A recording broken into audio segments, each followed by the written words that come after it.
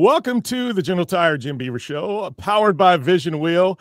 Oh man, what a roundtable we got here. We got the team from Ford Performance, Loren Healy, Brad Lovell, Vaughn Gittin Jr., Bailey Campbell, all good friends of mine, coming off phenomenal Mint 400 for Ford.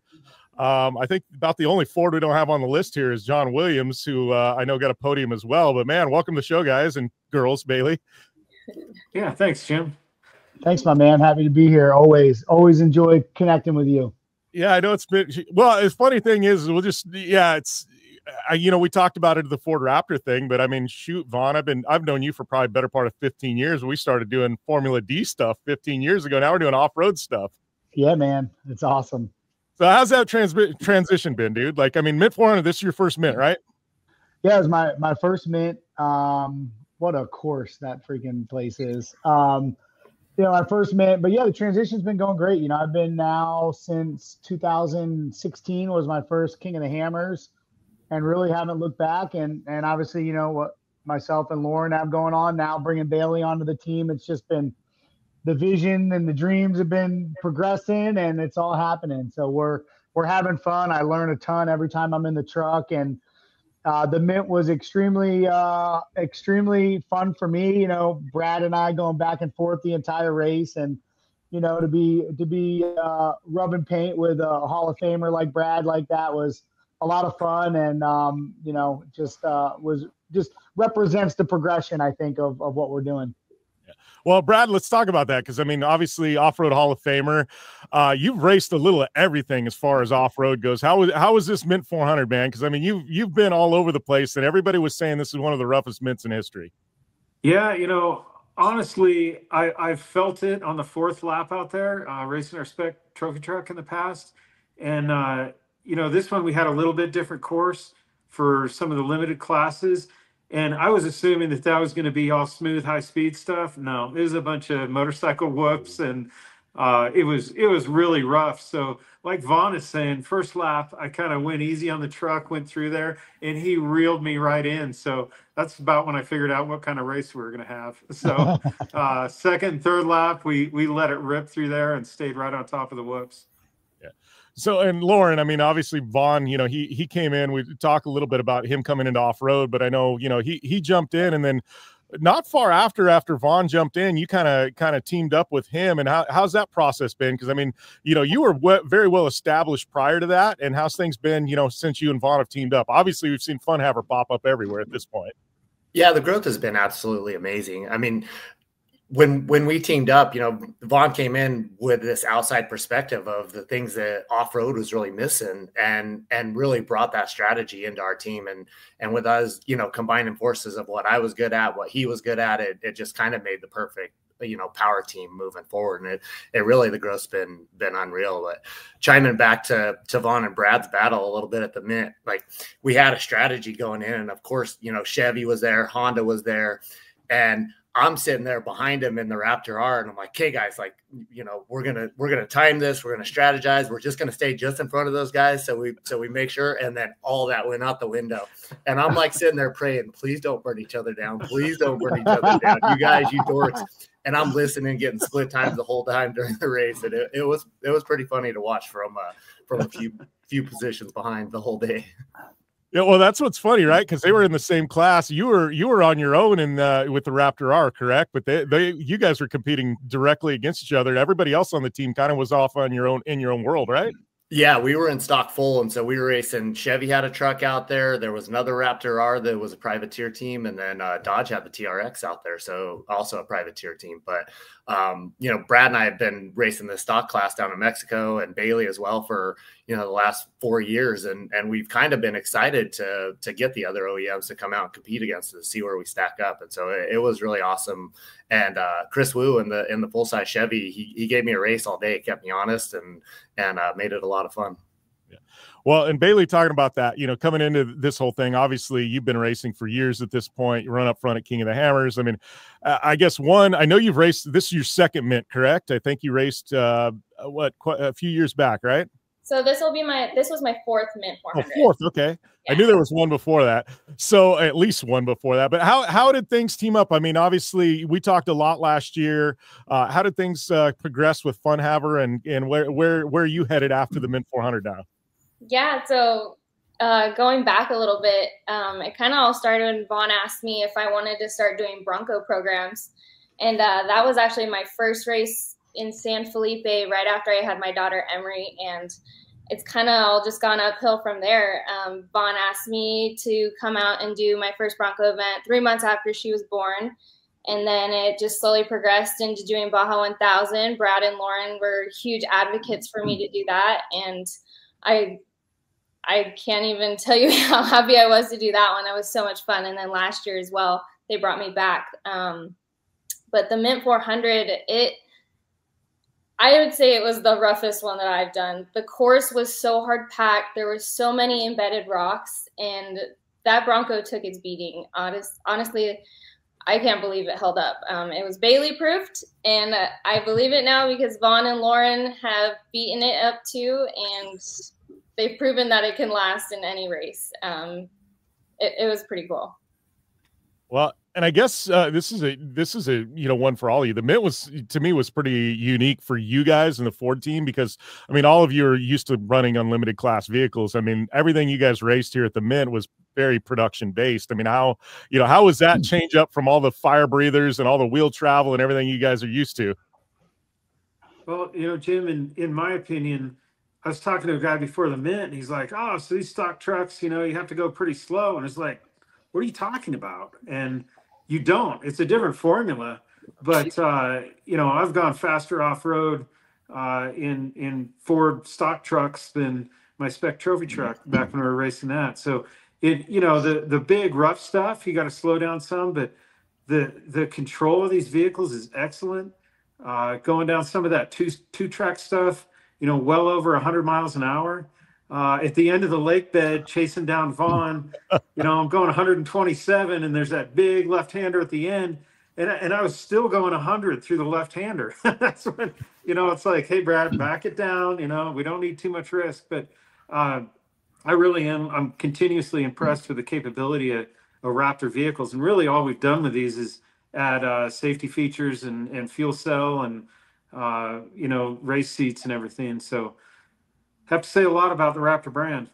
Yeah, it is unreal how capable these Raptors are. So I had my personal Bronco Raptor in Johnson Valley around hammer time last year, and I'm going 90 miles an hour with 3 friends in it, just giggling like little kids through like the single track and the slightly rough stuff. And it is unbelievable. Like after the Mint, I looked at this thing. I looked at our Nitto tires. There's no chunks.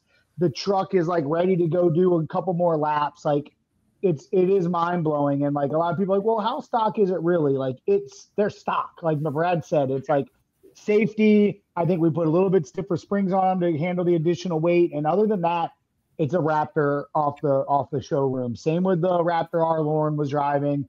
The vehicle Bailey's driving is complete factory powertrain, just, add portals and a stronger rear diff and safety. Like it's unreal that you can go buy this off of a showroom, and that's one of the things I think I can speak for all of us that love about what Ford's doing is they're making the entry point into the culture and the lifestyle and the ability to feel the experiences that we feel accessible to everybody. And no one else is doing that. A lot of people are saying it, but the capability of the Raptor products is just no one's touching it. I get asked it all the time. You get used to your unlimited 4400 truck with 800 plus horsepower and all the suspension travel and huge tires and stuff. The challenge of racing stock trucks, it's so fun. You have to be so perfect and precise to move that truck fast through the desert. It really challenges and shows how good of a driver you are, and I feel like it's really increase my capability of my driving skills in the unlimited trucks and in other stuff, spending so much time behind the wheel of the Raptors, in Johnson Valley, in Mexico, in Nevada, and all the different desert applications that we've been racing them in. Yeah. I think the best way to explain it to people that know a bit about off-road racing is like to drive a stock truck fast through the terrains we're running, like you have to be perfect, right? Like with our Ultra 4 trucks, you know, the 4400 Unlimited trucks, you hit the wrong whoop, you hit the wrong G out, you know, as long as it's not the wrong one, you're going to be fine.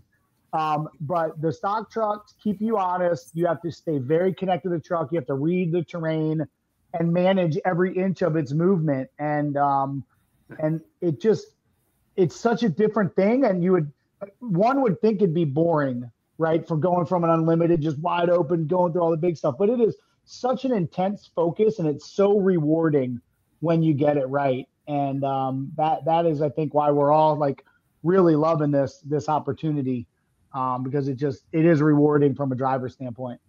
Yeah, so, I remember the first Baja session that I had with Brad out in Johnson Valley, and the first thing he noticed was kind of where I had my tire placements and stuff in the stock vehicles. And it's been a learning curve on how to learn how to drive those compared to getting out of a 4400 car with 40-inch tires. You're driving around the rocks instead of over the rocks. Yeah. So Vaughn, on that third lap, to continue on with what you're saying, we were 15 seconds split on the second lap. So third lap, I was literally doing everything you're saying. Every inch, every movement of that car, I was trying to control the best I could, so you couldn't catch me, man. I was doing everything. It had a great lap, but that's what it takes, you know, controlling every bit of motion there. And it is a fun challenge. Love these trucks. And for my Bronco Raptor here, went down, pre-ran the Baja 1000, brought it home, pre-ran King of the Hammers in it. Of course, we didn't do the big rock trails, but we did a few of them. And, you know, it's my daily driver now, and we're taking it out next week to go do a trip through Utah. So that's what I love about having a vehicle like that, is you can do all that, and it's funny, happy doing it. Well, I think it's, you know, one of the interesting points talking about your guys' battle, but I think it's just off-road in general. And I'm sure, you know, Loren can attest to this, Bailey, and maybe even Vaughn and Brad. But when I first started, you know, desert racing, and I haven't done any Ultra 4 stuff, but I'm watching King of the Hammers, and it's very much, you know, mirroring that. But like when I first started, you know, especially when I was running Unlimited trucks, if you just finished the race, you were guaranteed a podium. I mean, and, you know, it was like second place was 30 minutes back. Third place was an hour and a half back. Like it was just get to the finish and then just see where you're at. Now, I mean, you're fighting for those inches. You're fighting for the seconds. Like to me, it's crazy that we're running these long distance races. And I mean, Hammers, you can talk about Baja, you can talk about the Mint, but I mean, things are within seconds of each other at the finish line.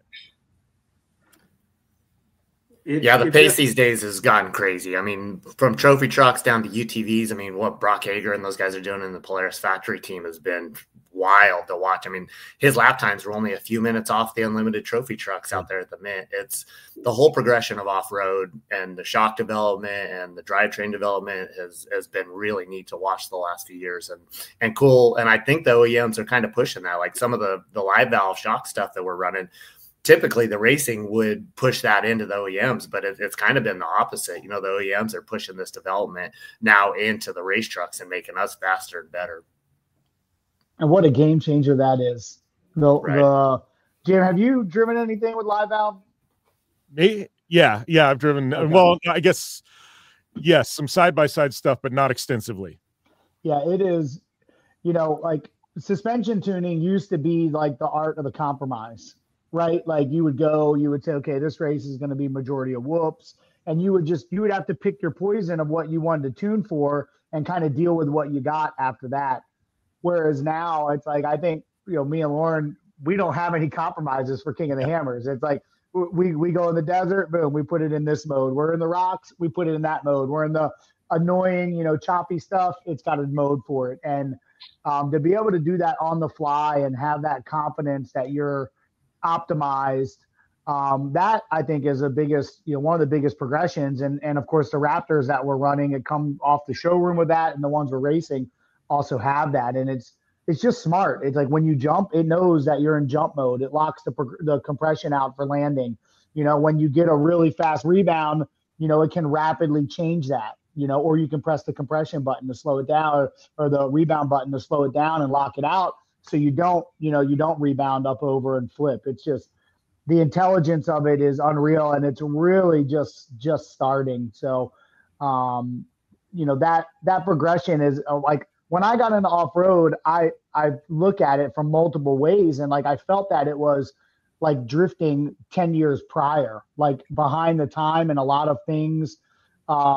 This is almost 10 years ago, but I felt that like technology hadn't caught up. I mean, the seating technology was old, and Loren and I helped Ricardo develop a game changer in that. And, it's just been so fun to see coming in as a outsider, about 10 years ago, and the rapid progression and where we're at now, but it's just going to continue, I think, and things are going to get bigger, better, faster, and a lot more easy for people to get involved with the types of things that manufacturers are doing. It's super cool.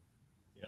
Well, one thing I'll say is you said something and you said coming in as an outsider, and I go, here's one. I've known you for a long time, and I laugh because you say coming in as an outsider, and now I can honestly tell you, Vaughn, people look at you as much as an off-road guy as they do as a drift guy, which means you've come in and you've, put in the time, you put in the work. This is not an easy sport to crack and get recognized that way, but you're viewed just as much as an off-road guy now. So, well, thank you. I'm just, I'm having a ton of fun, and, the entire effort that we're doing with the RTR Vehicles off-road team.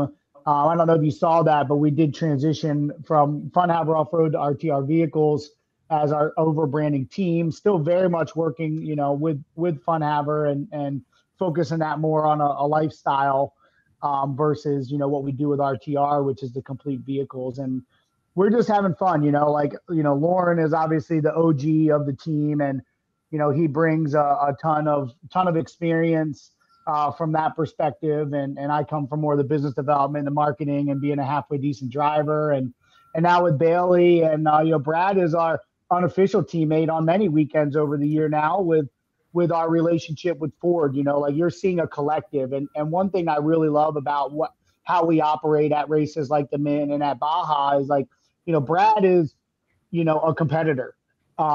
But Brad also is one of the key components to the development and managing the programs around these vehicles with Ford. And, we all just kind of form like Voltron, and it's a really special thing that we have going around this program where we can be completely different shops, different people, different teams, different leaders. But when we come together, we are one, and it's extremely powerful. And the way that we work together, Vegas to Reno last year, Baja, and then Mint this year is just, it's really cool. And I think there's a lot of ego traditionally in motorsport that can get away of these types of programs where everyone's like looking out for themselves and just trying to, almost be selfish in a way. And like, I believe we all show up just very open and put our best to it and just let it play out on the track within the strategy. And it's really cool. It's just to me, it's a very unique approach to executing in motorsport, in competition, and it's just so fun. Yeah, Vaughn, I kind of feel the same way, and I think what's made this team so powerful is not only the the products that we're able to race, which are dominant, but it takes an awesome team, and like you say, it's everybody's putting their egos aside and realizing let's go out there and get wins for Ford Performance. And taking the best from each of us to make a great team. So it's certainly been a pleasure for me and everybody involved, Kurt Leduc and John Williams. There are a lot of people, but it just makes a great group, and it's hard to find. So we're very fortunate that we have that.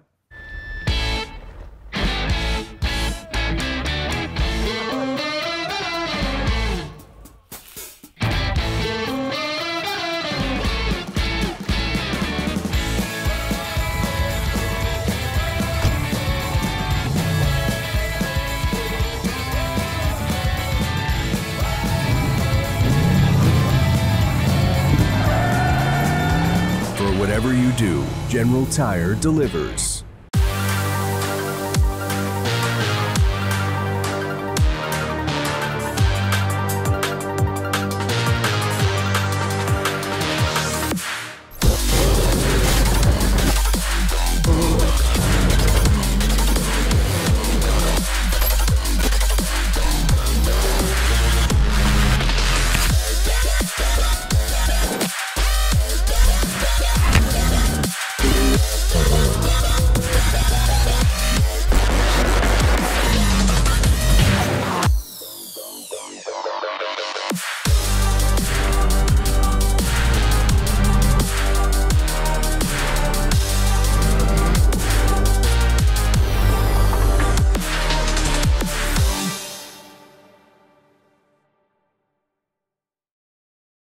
Rigid Chase Lite incorporates 5 modes, including stroke, brake,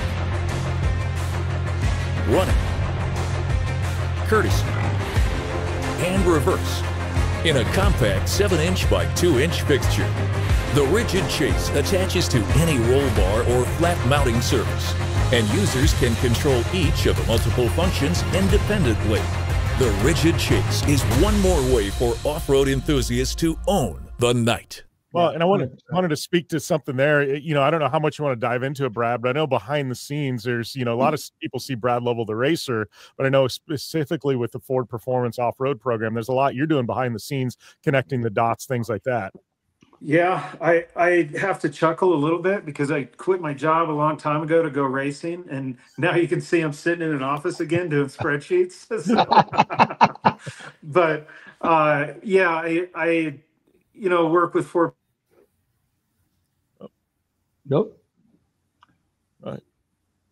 Oh, Brad chimed out there right as he was getting into things.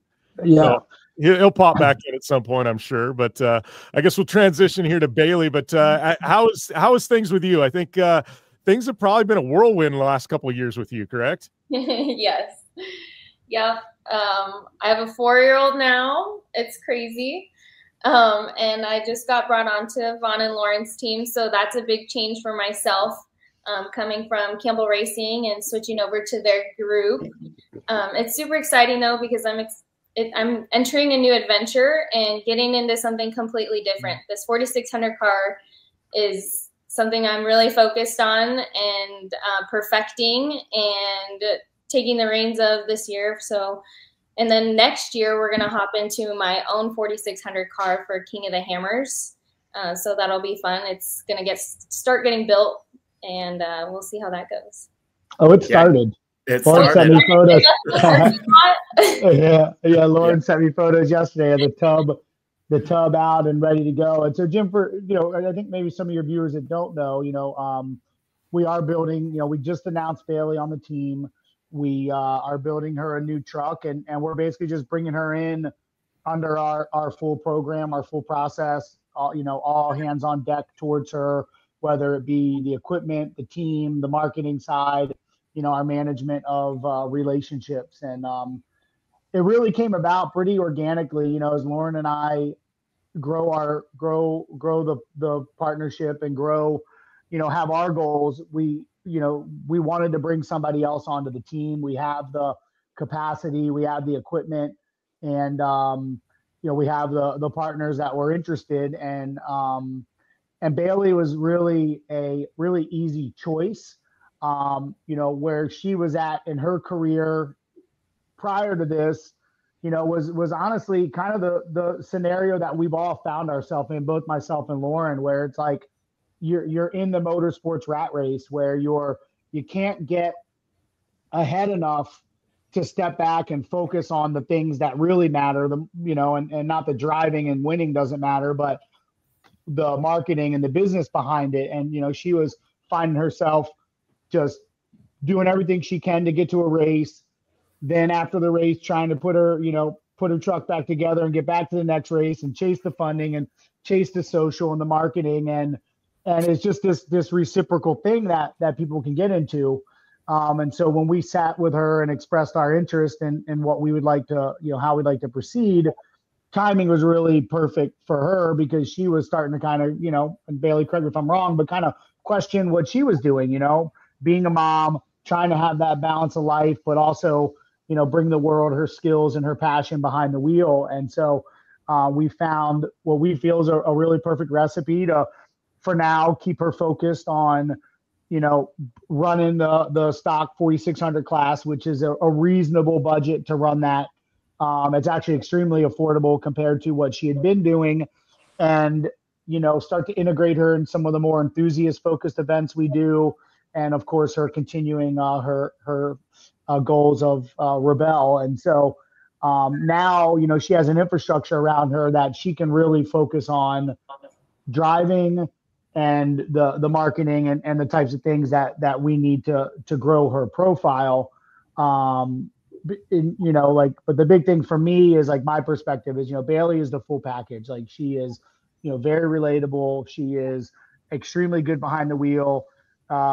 She's extremely good with a wrench, and she is willing to give her all in any element, whether it's marketing or content or appearances or behind the wheel. And so it made it a really easy decision for Loren and I.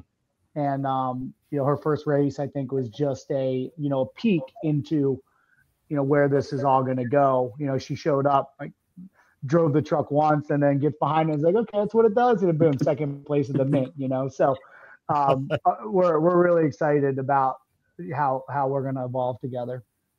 Yeah, I was trying to catch you, Bailey, and I never saw you out there. Just saying, I was looking. Well, welcome back, Brad. I know you just got into saying something and all of a sudden it went off. So I can't even remember at the time what we were talking about, but I don't know if you remember. Well, yeah, I guess we were talking about work with Ford Performance. Sorry, Yeah, I got a spam call there. Yeah, I spend a lot of time, working maybe more on the engineering side with Ford Performance Racing, and Ford also. I was lucky enough 7.5 years ago to get involved with the Bronco program, and helping with some of the engineering aspects to make Bronco great off-road.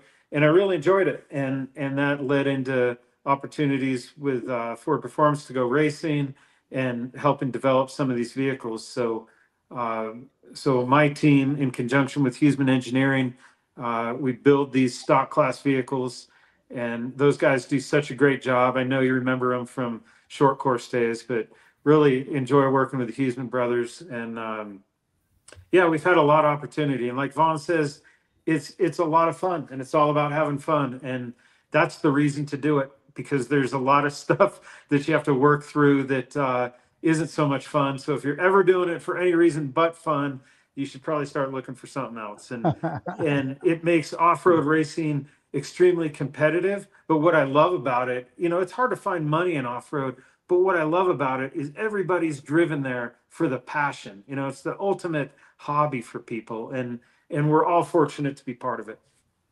Yeah, well, I think that's one of the keys there. And I think, I want to kind of chime in on that, but I know, like Loren, Vaughn, obviously with your guys' program with RTR, things like that, there's a lot of guys and people in this industry that do this as a hobby. Somehow you guys have figured out a way to do it professionally. And, how has that been? What's the approach been? Because, obviously you guys offer a package that not most can offer. Yeah, I think, a lot of it is like, you really have to first realize that this is what you want to do, right? There's a lot of people that are doing this as a hobby, which is totally fine. But yeah, the first step has to be like, okay, I want to turn this into a profession. And then it's just like anything else. Like, what is your value proposition for whoever it is that you're trying to work with? And, the recipe, to be honest, is not any magic to it other than being, authentic and investing heavily in content, and then to take that further, it's understanding what your potential partners need, right? This, so many people take motorsport and the word sponsorship, which to me means, hey, you sponsor me, you give me money, right? Whereas we look at it as more of a partnership where it's a very reciprocal. When I'm working with potential new partners, I'm more so interviewing them to understand what it is that they need, to understand, what their challenges and goals are right now. And then while they're sharing that, I'm just thinking about how we can help. And if we can't help, or we don't believe that we can be a part to their success, we won't even talk about taking a deal with anybody, right? So I think it's a very different mindset that we go into it with, is like, most of our deals have been very long term. And I think it's because of that mindset of that relationship where it's always evolving. Everything needs to be reciprocal. But first and foremost is like, this is what we want. Like, we want to be doing this. We want to be, in all the chaos of what it is to be a professional athlete. And that's something that not everybody is ready for. And I think people think that they are, and they see many of us make it look easy. But once people get in the weeds of it, it's definitely not for everyone to go for it as a professional aspect. That's for sure. And Vaughn touched on it a little bit on the investment in social media and content creation. And him and I were first starting to team up and start working together, and we're becoming good friends. You know, he's kind of coaching me through this, and he's like, you know, we're gonna spend as much investment in social media and content. And I'm like, as what we spend on the race car. And his running joke is, you know, we have as many media nerds as we do mechanics around the facilities. And it's true. And that was probably one of my hardest things to break down was doing that instead of working on the race trucks, or, you know, investing and spending that money when we could be putting it into something else. And it you know, like Vaughn said, it definitely pays off. You have to be willing to put yourself out there. I'm always nervous, or, you know, don't always want to put myself out there in some of those situations. And, you know, our media team loves to come up and stick a camera in my face as I'm taking my helmet off, and I'm like trying to decompress out of my head and try to figure out what I want to say at the exact same time, of not let my emotions out. And live streams in the truck now is this whole new challenge that I'm battling with myself to keep my emotions inside my helmet and not let them out. And it's fun, but people are so engaged with it. They want to see what's going on. They want to know what's going on in your life and all aspects. So it's definitely been a change for me, but I enjoy it a lot. Well, yeah, he was that perfect example of like the tried and true racer that, like, you know, the focus was winning and there was really no strategy to kind of, you know, own what you can control. Like, that's kind of what I look at it is. It's like, we need to own everything we can control because there's so much we can't. And, you know, Loren didn't push back, but he was just like, he didn't like that part of it, you know, as a lot of people don't. You know, none of us sign up to turn into what you turn into when you get to this level. But you got to find the grace in it all, because unless you're just stupid, filthy rich and you can afford to spend the millions of dollars a year, you know, you have to like it all, right? You can't just pick and choose. I just want to race, or I just want to do content. Like, it all comes together, and you have to find the fun in all of it to make it successful. It's funny you talk about that. Now, obviously, I'll draw parallels, but you and I are both very close with Ken Block, and it's like people, you know, you want to talk about Ken, and people are like, oh, how is Ken personally? I'm like, he is not the guy that you see on TV. Like, when you got to know Ken personally, he's not the flamboyant, you know, hey, you know, in your face guy. Like, he was very introverted and just like loved documentary stuff like that. But I go, he knew when he had to flip the switch. You know, in a perfect world, would Ken have to do all that? Probably not. But I just laugh because I'm like, he was case in point where I would watch this guy who I knew very closely, and I'm like, man, he can turn it on and turn it off when he needs to. Yeah. Yeah, you know, Ken is a unique example of that, and you know, he had that in him. He just didn't always bring it back. Whereas, you know, some are more naturally, you know, outgoing and such. But yeah, I mean, look, it's an art on all fronts, you know, and you know, it's something that's in you or it's not. You know, you can fake it for so long, but to the crux of the combo is like the passion is what drives it. Yeah. And you can't fake that. And so, but I think, you know, a lot more people are starting to pay attention to how it works, and you're starting to see a lot of new brands come into the space. And it is, I feel, a golden era is like brewing in off-road right now. And the more teams and drivers and personalities that take it serious and create value, you know, that's what it is. You know, like the motors, the actual racing that we do, and the series promoters and whatever promotion they have, whatever TV it's on or isn't on, you know, that's like a bonus. Teams that want to be professional need to look at these races as a platform to create content and tell the story. And that is really the difference. You know, some people wait and expect the coverage to come to them, but you really just need to go out and make it happen yourself. And so you're starting to see that, and I'm really excited for how the sport, you know, not only physically from vehicles and such, but how the media and the players within it continue to progress it, because it's there's great action that happens in this sport. You know, it's just a matter of getting it to the people because of we're hundreds of miles out in the desert. So that's going to keep getting better. Thank you, Elon Musk. and more people are going to get engaged. And you know, the personalities in this space go without saying. There's plenty of that. So, well, I think the live stream of the car, that's the one the last 3 or 4 years is really, to me, I laugh because, Loren's talking about, have to watch himself. And I'm going, man, when they have, everybody completely mic'd up and it's live for an entire race, I'm like, this could be trouble because there's a lot of us who have to watch our tongues.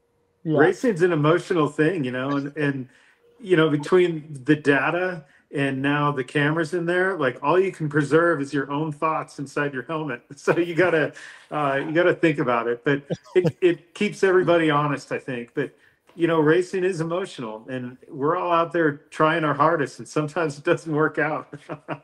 Yeah, and I think it's okay to share that emotion. Like, that's fine. Like, people want that. You know what I mean? Like, if you look at us, society as a whole, we're going back to realness. You know what I mean? Like, realness has a value that is so great, because everyone is so numb to the not realness, right? I mean, you look at all the way up to the level of the president of the United States. He was brought in because of his realness, and people just want to trust and connect. And so, there's a few words that will probably get anybody fired from their job, but like, I'm not scared to slip up in the truck and let my emotion, have a little bit of emotion. Like, people want that.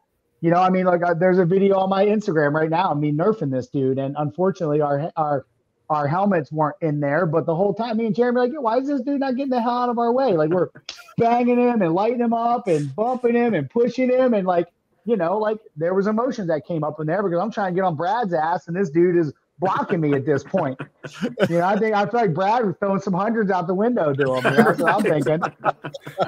No, I was running upwind to try to dust everybody. The best video that came out of the Mint was that Class 11 car. I don't know if you guys have seen it, but oh my gosh, the driver and co-driver, and the co-driver's lost with his GPS, and they're yelling at each other and dropping F-bombs every other word, and or like everybody can relate and has been in that position in an off-road truck. And to me, that's the best video that's came out of an in-car in the Mint out of the last week. It's been wild.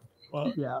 And it's funny, we're having this conversation about realists, and I completely agree. And then we've got all this AI garbage that's coming at the same time. And it's like, and then I'm like, it's this double-edged sword. People are like, oh, you need to invest in AI. And I'm like, yes and no, like, but it's like now you've got, people taking the easy way with a lot of AI stuff. And I'm like, there's a place for it. But I feel like it's sometime I'm seeing like, a lot of this, and I'm just going, God, like, I think we've jumped the shark here with AI. Like, we need to go back.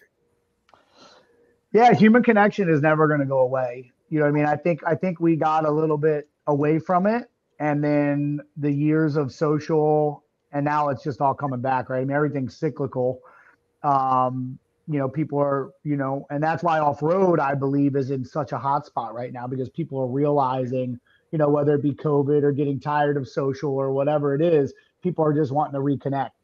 And, these type of vehicles, the Raptors, the Broncos, allowing people to get there to those roads left traveled and reconnect with each other, reconnect with Earth.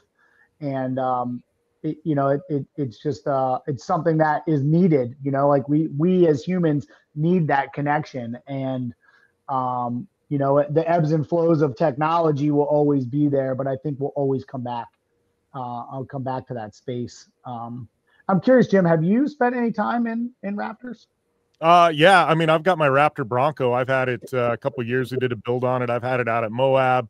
I've owned a couple Raptors before that. I mean, I'm lucky my dad's got a Ford dealership, so I bounced through. But yeah, I mean, I actually tell people, I mean, I've owned in my life 30, 40 cars and trucks. The Bronco Raptor is the first vehicle I've ever actually fallen in love with. Like, and that's the easiest way to put it. And I took this thing bone stock to Moab. I hadn't done anything on it, no skid plates, no nothing. And here I am, the first time I took it, and, we're doing Hell's Revenge and a bunch of stuff like that. It was a bone stock, other than swapping the tires to a different manufacturer, bone stock Bronco. And I went, wow, this is incredible that I'm taking a car off the showroom floor doing this. And it didn't get one ding on it, and I was like, this is awesome. And since then, I mean, I've owned a bunch of Raptors. Only thing Raptor I haven't owned is a Raptor R at this point. But man, I love the Bronco Raptor. So you're not really as surprised as most with how stock this is and what we're doing with them. You get it. No, because no, yeah, I get it completely. And I love, I've talked with Ford with this years because I grew up, my dad, when I started racing, he started me before I ever went trophy truck racing. I started in the stock classes, and that's when Ford had the big investment in stock full. And so, and they're putting up 10,000 in prize money. So my first 3, 4, 5 years of my career was, in stock Ford trucks in the desert. And then that class kind of went away, and now we're seeing a resurgence of it. But I love stock class racing. People ask, what's your favorite racing? Was it racing the trophy truck? I'm like, no, I was racing the old Ford F-150s in stock full class, because you had a bunch of stock trucks. And it's like you and Brad were talking about, you're all within 30 seconds of each other, and you got a group of 6 or 8 guys, and they're all banging doors. And, it was awesome. I mean, that was when Ford was involved. You had the Halls and the Hummers involved. And I mean, it was a lot of fun back then. I mean, it's coming back, right? I mean, you look now, right? You've got, Chad Hall and the Chevy. You got Ford out. Honda was there. There's rumors of, Toyota working on things in the back end. So, like, this is like, I feel like we're brewing this heyday of stock racing again. That's very relatable. And obviously with Ford making the commitment that they want to own off-road, it's like, all right, who's coming? Who's coming to battle us and try to take that throne. And, the other OEMs have some work to do, because Ford is crushing it, and they're here to stay. The commitment is real. And so, hopefully we can keep it going, because these are the types of battles that, like, you look back in the day and, like, you remember the Rough Riders, right? You remember those eras, those blips on the radar screen of, like, these hardcore battles that happen. And I feel like, this is the place for it. Well, and I think, Brad's been around for as long as I have, longer, probably, not aging you, Brad, but you're a legend. But I'm looking at things going, like, a lot of people over the years have always said, oh, we need to get the manufacturer support back in off-road. I'm like, it's here. It's just not, you're not going to see a Ford, a Dodge, and obviously we've got some support with Pulvorti and those guys, but I don't think you're going to see a bunch of flagship trophy truck programs from auto manufacturers spending, $10 million a year to go trophy truck racing. I think it's going to be geared more towards the stock production stuff, because that's the stuff that, really equates to sales, but also the R&D and things like that. And I'm laughing. Everybody's like, oh, we need to see manufacturer support back in off-road. I'm like, man, it's here. If you look, it's here. Between side-by-sides and what's happened in the stock classes, it's here. Yeah. Big time. I think it's different than maybe it was in the 90s. And I think at a certain point in the 90s, they realized, everybody did, that this system isn't sustainable. And, it's taken a lot of time to find a correction. And I don't know how it's going to take shape. You can put a sticker on the side of a trophy truck, or go race a stock truck, or do a whole lot of things in between. But what I see kind of shifting in the industry is it's maturing, like Von's saying, and it's very hard to go home and in your garage build a truck that's competitive. And I think that's why you see Polaris doing so well with their factory team and the cars that they're now selling, Mason doing so well, Ford being so dominant. It's because you get a big investment from a manufacturer, and you build several trucks, and you learn lessons with every truck. And now with Mason, if they have a chronic problem on 3 trucks, they'll fix it, and everybody benefits. So you can move faster and build a more competitive vehicle than if you're just trying to redevelop it every time by yourself. So I see a shift in the industry, maybe headed that way 5-10 years down the road. We'll just have to see, but that's definitely how it's gone in sports car racing and other racing enterprises that have been around longer. Well, and the teams are doing such a good job, and the promoters of being able to get it out there. Like, I remember, following the Baja 1000, and your only option was to follow a dot around on a computer screen and try to know what was going on. And now we got like 12 computer screens up, and we're watching the in-cars of all these trucks, and we're listening to their audio. And so I think we're making off-road more exciting and more attainable for the general consumers too. Yeah, Loren, I can remember last year when you almost won King of the Hammers for your 3rd time. That would have been your 3rd time. Yeah. So, like, I know it felt so awful getting 3 miles to the end and braking. But watching that race online, the drama of the last lap of King of the Hammers, and Vaughn, I know you had a special adventure this year too. Oh yeah.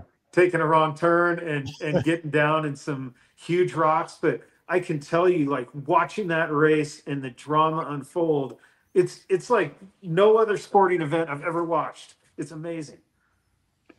And I think it, off-road to an extent has been a little bit of a hidden gem because of that. It's been, for the better part of my career, such a hard sport to cover and get the word out on. And, TV was delayed by a month.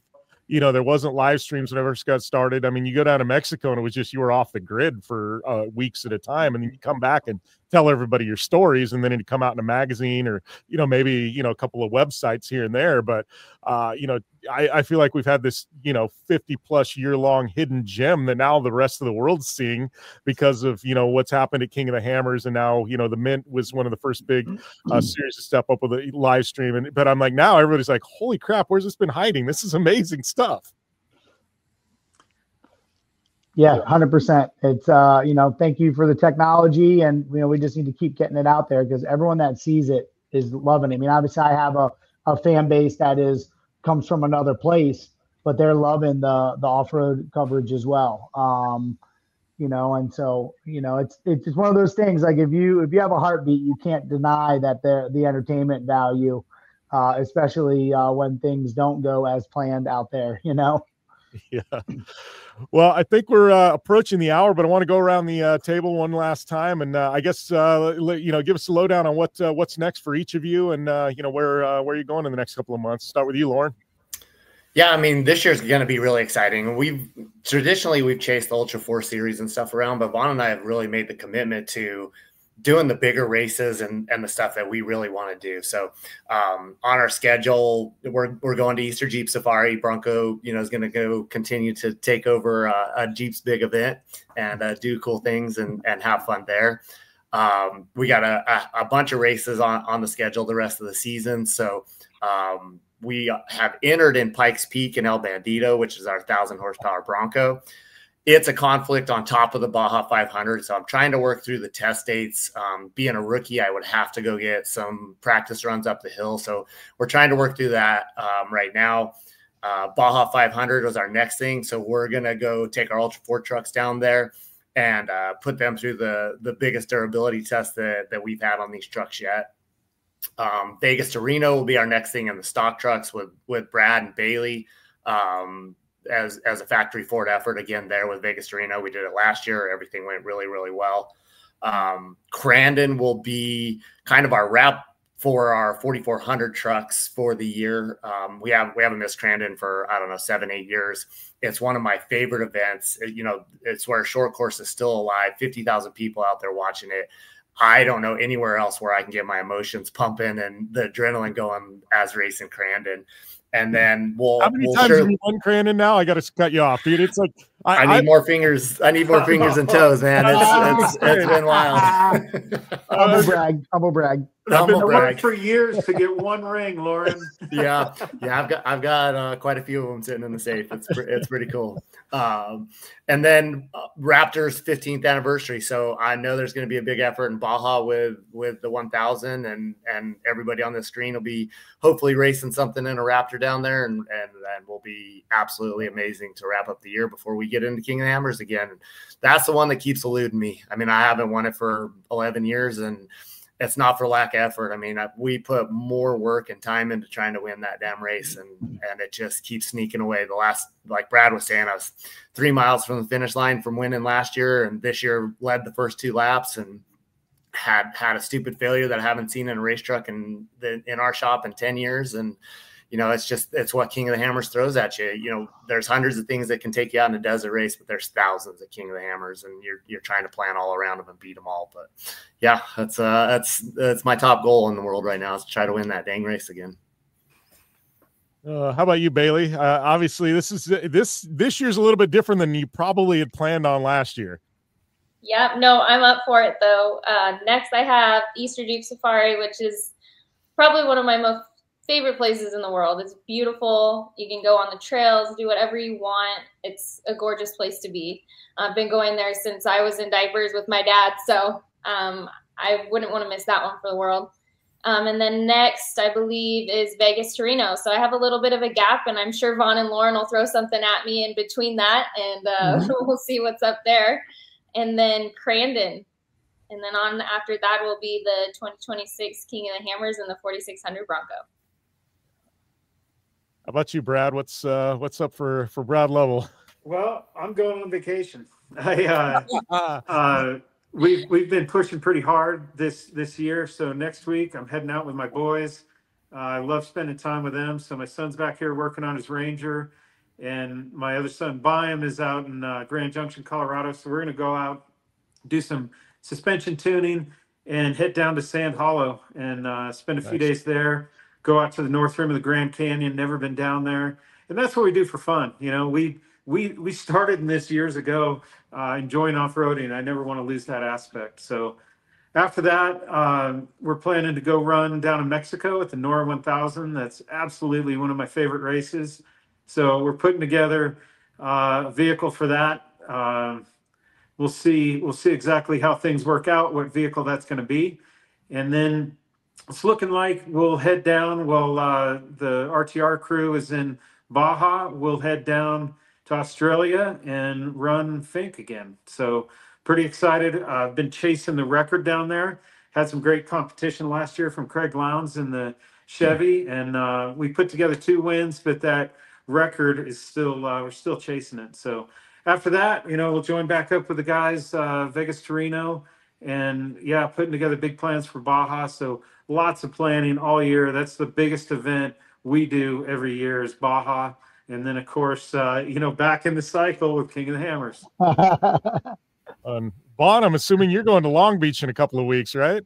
Yeah, Brad, you meant win Fink again, right? Not you said go do Fink again. You meant win Fink again. Win right? Fink and get the record. That's what we need, Vaughn. There you go. That's the energy to take there.